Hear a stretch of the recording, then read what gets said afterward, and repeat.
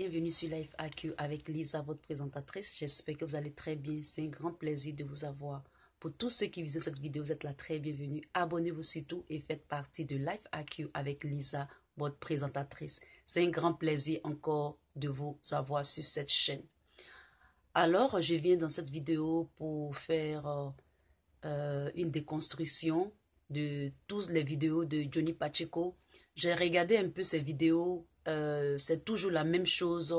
C'est quelqu'un qui est sur l'émotion, qui est le matin, il a une veste et l'après-midi, il a une autre veste et le soir, il a une autre veste. Donc, c'est quelqu'un vraiment qui me déçoit, qui m'a vraiment déçu, qui m'a déçu dans l'approche de ces sujets. Finalement, c'est presque ridicule. Johnny Pacheco, tu es ridicule. Tu es ridicule et tu montres et tu démontres au fur et à mesure que les jours passent, ton ignorance intellectuelle. Tu ne faisais que aligner les mots et lorsque on ne t'écoutait pas en fait. Mais quand on prend la peine de t'écouter, tu ne fais que vociférer, piailler, chialer, brailler comme des casseroles dans une cuisine. Tu comprends, Johnny Pacheco? Tu es ridicule à la fin. Tu es un père de famille. Il faut arrêter. Arrête de crier comme ça. Tu peux t'expliquer sans crier.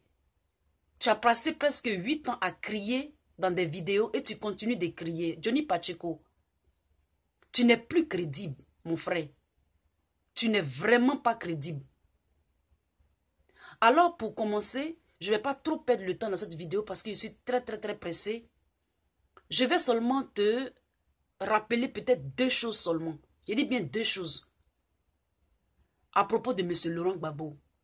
Est-ce que M. Laurent Gbagbo est un panafricaniste ou pas? Toi, Johnny Pacheco, peux-tu me dire quand est-ce que le panafricanisme a commencé dans l'Afrique? Où a été organisé pour la première fois chose qu'on appelle ça, le festival panafricain? Tu ne sais même pas.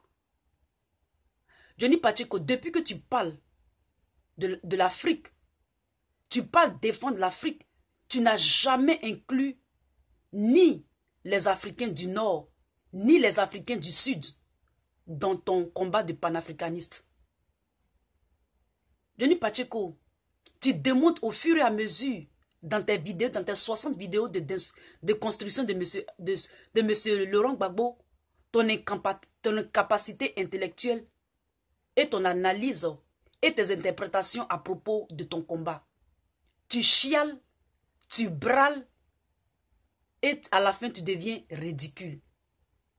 Mais je ne t'en veux pas parce que tu fais je peux dire, mais tu fais les éloges ou bien tu vends le CV de celui qui te paye ou je ne sais pas, celui pour qui tu parles ou je ne sais vraiment pas où tu es.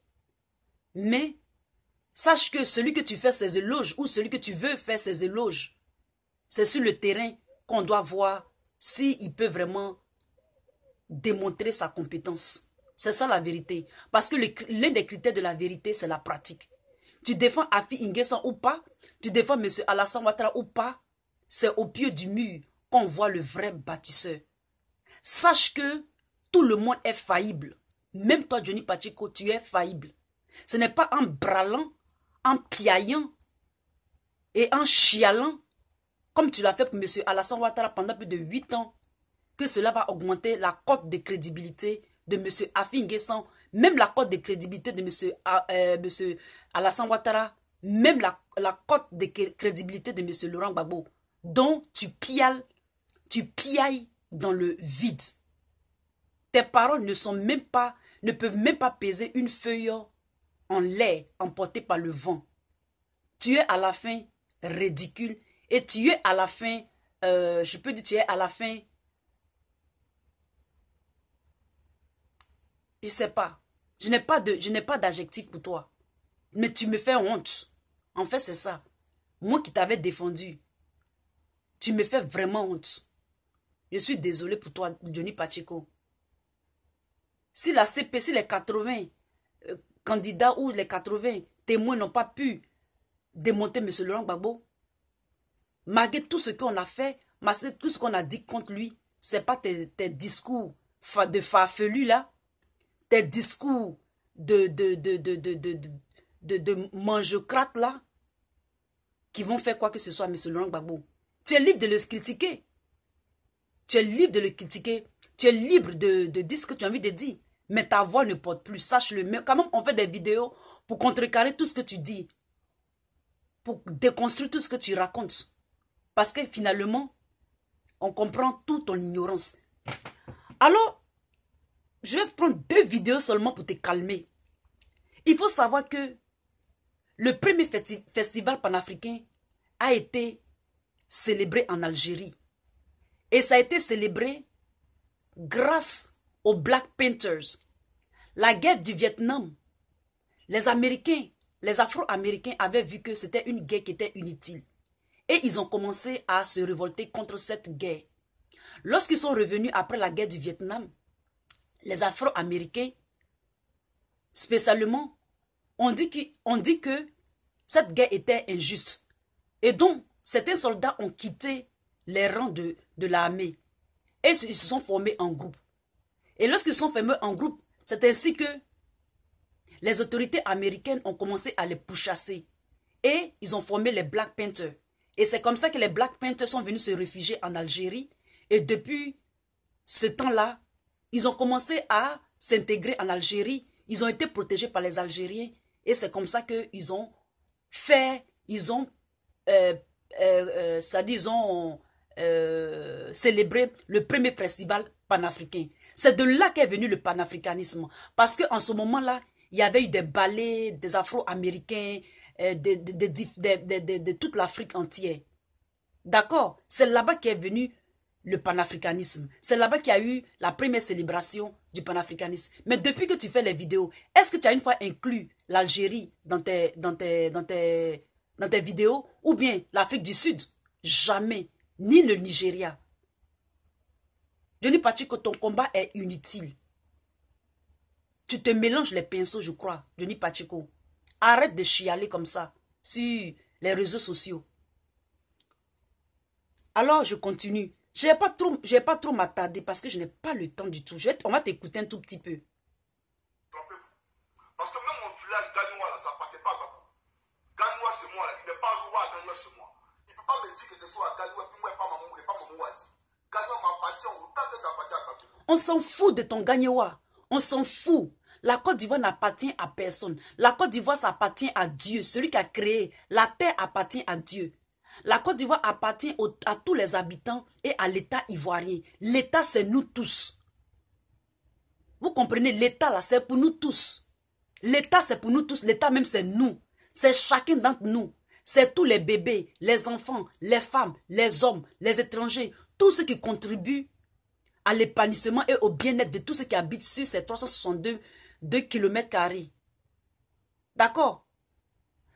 La superficie de la Côte d'Ivoire appartient à l'État ivoirien. Donc arrêtez de dire que, arrêtez c'est-à-dire arrêtez de mettre, c'est-à-dire que how I can say that, c'est comme arrêtez de faire croire aux gens que la Côte d'Ivoire appartient à une personne particulière. La Côte d'Ivoire n'appartient à personne. Même pas à toi, même pas à moi. Elle appartient à tout le monde. C'est une propriété d'ensemble. Donc arrêtez de... Vous diminuez tellement le débat. La Côte d'Ivoire ne vous appartient pas. La Côte d'Ivoire, ce n'est pas une question d'appartenance. Ce n'est pas une question d'appartenance. La Côte d'Ivoire appartient à l'État ivoirien et tous ses habitants qui y habitent. C'est ça, Johnny Pacheco. Si ce n'est pas toi qui dis ça, c'est Amira Blindé. La Côte d'Ivoire ne vous appartient pas. Arrêtez de dire que la Côte d'Ivoire n'appartient pas à qui que ce soit ou bien appartient. La Côte d'Ivoire n'est pas une chemise ou bien une maison qu'on va vendre ça aux enchères. Ou bien qu'on va brader ça aux enchères. Donc arrêtez. Tu peux dire autant de fois ce que tu veux. Mais arrête de diffamer. Arrête de spéculer. La Côte d'Ivoire n'est pas une propriété privée, ni une société privée, ni un objet privé. Ce n'est pas dans ce sens-là. Johnny Pacheco, on t'écoute. Voilà la réalité. Donc, il faut vraiment que les choses, chacun connaisse sa place et puis on va avancer. C'est très important. Voilà les gens qui sont en train de faire de l'amalgame. Non, Babo Laurent ou rien. Babo Laurent ou rien. Vous vous croyez dans un monde pittoresque ou bien vous vous croyez dans la planète des singes où les animaux, donc les singes étaient dotés de raison et puis nous on est à l'état bestial là. Vous vous croyez dans ces planètes-là, mais nous sommes sur la Terre. Et puis nous sommes au 21e siècle. Babo ou rien, ça veut dire quoi? Dites-nous Babo ou rien, ça veut dire quoi? Mais ton problème c'est lequel? Il n'est pas capable de respecter les terres de son propre parti. Un monsieur qui piétine, qui bafoue, qui insulte. Ton problème c'est lequel? Mais va faire pour toi aussi. Toi, t'as dit que t'appelles Johnny Pacheco, non? Johnny Pacheco ou rien, ou bien quoi? On s'en fout de ça. C'est ça qui a fait que la Côte d'Ivoire va évoluer, là. C'est ça qui a fait que la cohésion sociale va venir en Côte d'Ivoire. Vous déplacez le débat. Johnny Pacheco, tu déplaces le débat. Il y a les ados aussi, non? Il y a les prados aussi, non? Il y a les soroïs aussi, non? Pourquoi tu t'en prends au Go ou bien au Gbagbo ou rien? Ou bien au pro-Gbagbo? Tu es ridicule à la fin. Johnny Pacheco, tu es vraiment ridicule. Tu es un père de famille. Moi, je n'ai jamais vu quelqu'un qui est passé à dénigrer les gens et puis qui a prospéré. À la fin, là, tu vas finir dans la poubelle des cyberactivistes. Donc, il faut arrêter. C'est un proche collaborateur. Ça, c'est un monsieur, ça. Quelqu'un qui humilie ses collaborateurs. Quelqu'un qui a traité RFI hier d'une radio dangereuse pour l'Afrique. Et aujourd'hui, il dit à Afrique que ça t'avait le. Mais tu ignores ça. Tu ignores, c'est pas toi, tu n'as pas dit ça aussi. Tu ignores que les RFI, les radios là, ont été partie prenante dans la crise de la Côte d'Ivoire. Tu fais comme si tu ignorais. Vous parlez de réconciliation, que c'est M. Laurent Gbagbo qui dénigre. Mais pour que les gens s'unissent là, il faut deux personnes. Pour faire un mariage, il faut 2 personnes. Si Gbagbo n'a pas pu réunir les autres, si lui il divise, mais Afin N'Guessan lui ne peut pas réunir. Depuis que eux ils sont en Côte d'Ivoire, ils ont réuni qui? Ils ont fait la réconciliation comment? Ils ont fait la réconciliation. Donc ils attendent Laurent Gbagbo pour faire la réconciliation. Eux-mêmes ne peuvent pas faire la réconciliation. Si c'est lui qui est le problème, maintenant qu'il est la CPI, ou bien il est quelque part là, pourquoi depuis il n'y a pas de réconciliation? Ou bien c'est sa personne là qui cause le trouble. C'est sa personne qui cause le trouble. De toute façon, lui, il a purgé sa peine. Est-ce qu'eux, ils ont purgé peine? Ils n'ont pas purgé de peine. Ils sont tous autant responsables. Johnny Pacheco.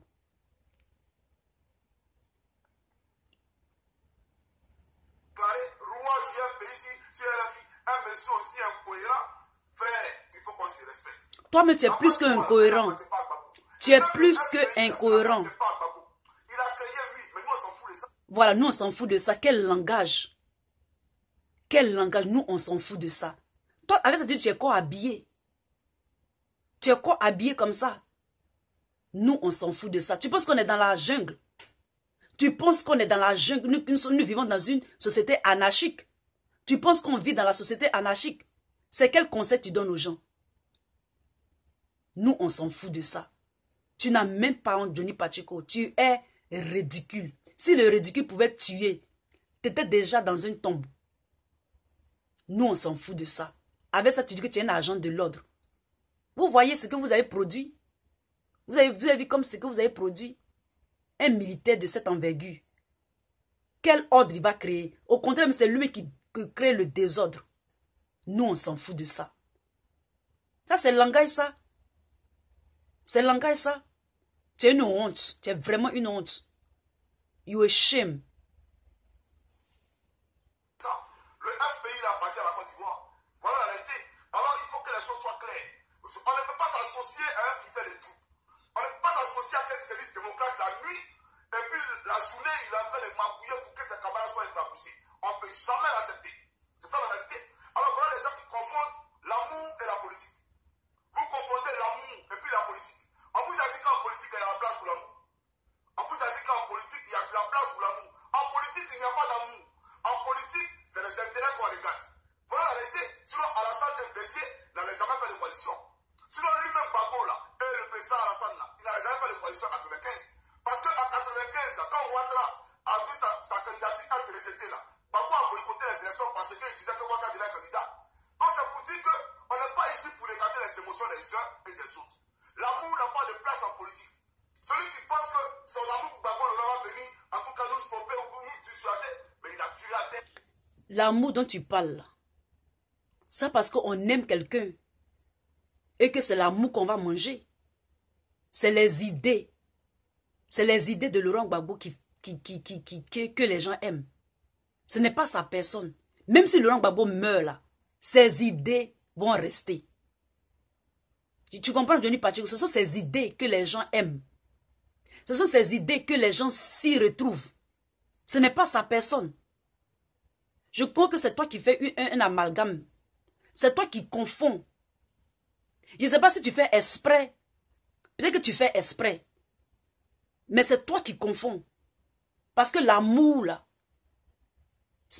les gens ne vont pas laver Laurent Gbagbo chaque matin ou bien ils ne le mettent pas au dos chaque matin.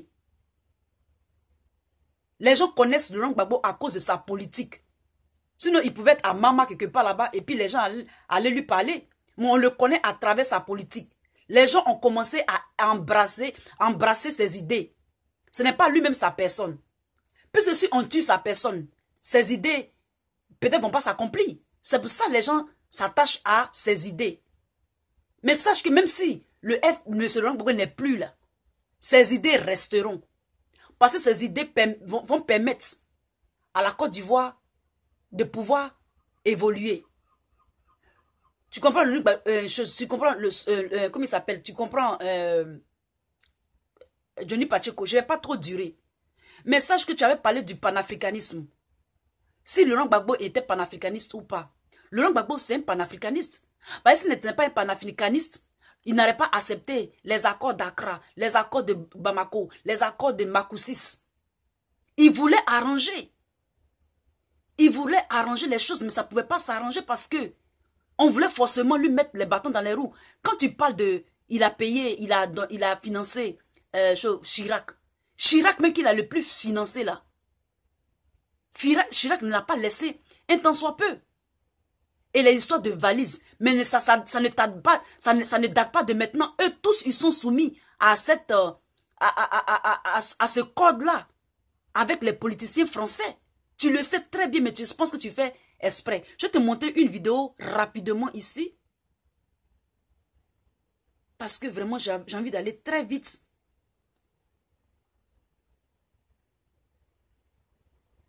Sache que tous les présidents sont soumis. Ils sont soumis à la charte de l'impérialisme. Si tu ne sais pas ce que c'est que la charte de l'impérialisme, ici, je vais te montrer une petite version pour savoir qu'est-ce que nos présidents là subissent. Ils veulent que l'Afrique évolue, mais ils sont soumis à la charte de l'impérialisme. On regarde cette vidéo. La plus puissante du monde. Article 2. C'est le musée de Tervuren. Tervuren, c'est en Belgique, je crois. Tervuren, c'est en Belgique. Donc nous donnons la source.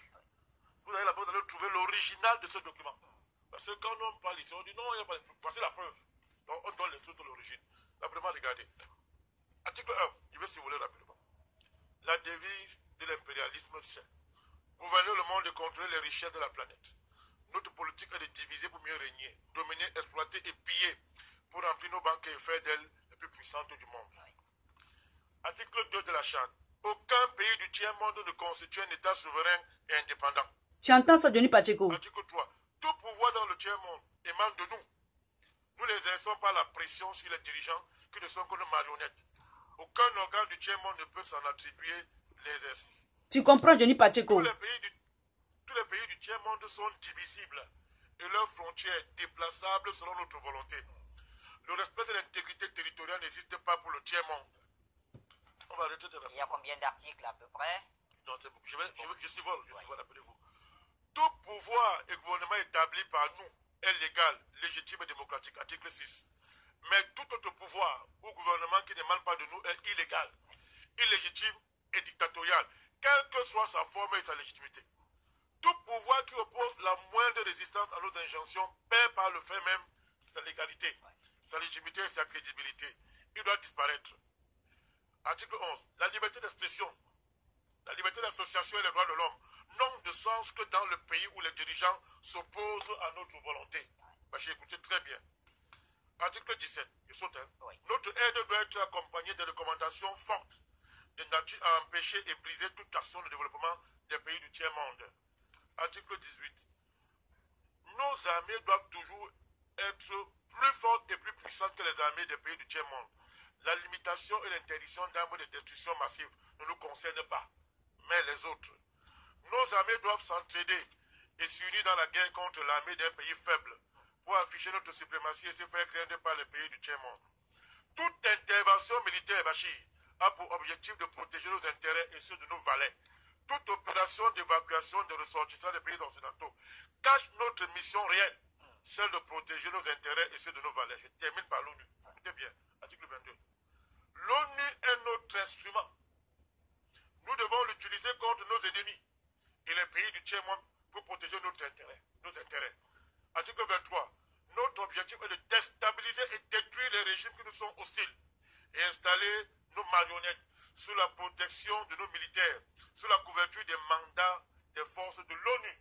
Écoutez bien, les résolutions de l'ONU sont des tests qui nous donnent le droit et les moyens de frapper, de tuer et de détruire les pays dont les dirigeants et les peuples qui refusent de se soumettre à nos injonctions sous la couverture des résolutions du Conseil de sécurité de l'ONU. Mon cher Bachir, je termine par là. Notre devoir, article 25, est de maintenir l'Afrique et d'autres pays du monde dans le sous-développement. Installer la misère, la division, les guerres, le chaos pour les dominer, les exploiter et les piller, ouvrez vos oreilles, à travers les missions des Nations Unies, mon cher Bachir. Notre règle d'or, article 26, est la liquidation physique des leaders et dirigeants nationalistes du tiers-monde. Alors là, Bachir, je ne continue pas. ouais. Charte de l'impérialisme. T'as compris, Johnny Pacheco? Charte de l'impérialisme. Cette seule vidéo-là, ça décrit ici tout ce que tu racontes. C'est pour ça que le monsieur Laurent Gbagbo a eu du mal à pouvoir faire évoluer la Côte d'Ivoire. Actuellement, M. Alassane Ouattara mange à la gamelle parce que c'est Sarkozy, lui et son clan, qui l'ont mis au pouvoir. Et tu sais ça, mais tu feins de ne pas voir ça. Pour les histoires de valises, Kadhafi même, il a financé, comment il s'appelle, ce mec-là, il a financé Sarkozy. On va passer rapidement. Donc les valises là, ce n'est pas chose anodine. Ils financent toujours, c'est comme ça que ça y est. C'est comme des processus. Ils doivent s'y soumettre. Même les APE. 80% de leurs produits sont sur le marché africain. Combien de pourcentages sont sur le marché européen? Que 20%. Johnny Pacheco, il faut commencer, il faut les inscrire en cours du soir à l'université de la Finlande pour apprendre plus l'histoire, la géographie, géopolitique, géostratégique des pays africains en rapport avec le monde entier. Comme ça, tes discours seront plus appropriés et tes discours seront plus profonds. Sinon, profond, Johnny Pacheco, tu es une honte. Même un enfant de CM2 même peut arriver à comprendre cela. Tu es une honte. On continue, ce sera vraiment rapide, je ne vais pas trop tarder. Pour les valises, on va écouter Zia Teguin, ici. Zia Takedine.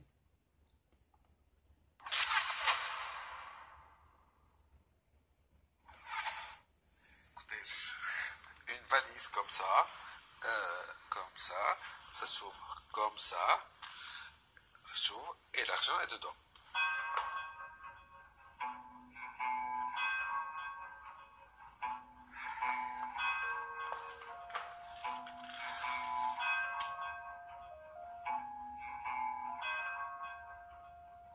Dans cette période, vous parlez 2006, n'est-ce pas, de novembre 2006, disons début 2007, Sarkozy était toujours à l'intérieur. Claude Guéant était toujours le directeur du cabinet. Et les relations entre les services étaient devenues, les services, je dirais, de sécurité des deux pays étaient devenues très importantes. Il y avait des échanges. Et donc, quel genre d'échanges? Des échanges d'informations, des échanges de travail. Je ne rentre pas dans les détails, mais il y avait des échanges dans l'intérêt de l'information entre les deux pays. Un jour, M. Sanoussi, qui était en charge des services des relations, des services des relations extérieures, si vous voulez, un jour, M. Sanoussi me demande si je peux être celui qui transporte une partie de ces sommes à Claude Guéant à l'intérieur. Il vous demande ça, c'est une réunion qui se passe chez lui? Chez lui toujours. D'accord. Et à ce moment-là, je dis si c'est bon, mais comment faire rentrer ça en France? Il me dit le ministère de l'Intérieur sera informé, et donc tu rentres, il n'y a pas de problème. Et donc son frère, Ahmeda, s'amène avec une valise que je dois ramener en France. Dans cette valise, il y a quoi? Tu comprends, Johnny Pacheco? Il n'y a rien d'autre que de l'argent. Il y a à peu près, je pense, la première, c'était 1,5 million. Ça se constitue de billets de 100? De billets de 500 et quelques-unes de 200. Quelques paquets de 500. Tu comprends, Johnny Pacheco? De billets, ce sont des billets neufs en euros. Totalement neufs. Vous avez ouvert la valise, vous avez regardé ce qu'il y avait à l'intérieur? Oui, mais je n'ai pas compté. J'ai ouvert, j'ai vu. Je me suis fait un plan dans la tête, qu'est-ce que j'allais mettre dessus pour cacher s'il y avait de la place. Et voilà. Et donc, ne vous inquiétez pas. Et donc tu comprends, Johnny Pacheco? Ça, c'est une preuve que tout est déjà calculé. Et c'est comme ça. Les valises, ces histoires de valises-là, ça existe. Et ça existait au temps de Kadhafi. S'ils ont mis les bâtons dans les roues jusqu'à ce qu'ils ont tué Kadhafi, là, c'est parce que Kadhafi était quelqu'un qui était... Tu as dit que Kadhafi n'était pas panafricaniste? Il était panafricaniste. C'est pour cela qu'on l'a pas laissé vivre. Et c'est la même chose que M. Laurent Gbagbo. M. Laurent Gbagbo, mais il a eu la chance. Il a eu la chance. Mais il faut savoir que, voilà une preuve aussi que, au fur et à mesure qu'on va avancer dans le temps, l'Afrique ne sera pas en paix. L'Afrique ne sera pas en paix, non seulement ça de l'intérieur, comme les gens comme toi, et l'Afrique ne sera pas en paix de l'extérieur. Voici ce que je vais te montrer dans cette petite vidéo, très rapide. Et ça, c'est... Voilà. Je te montre cette vidéo. En vacances, comment avoir toujours avec vous vos dossiers médicaux? La question...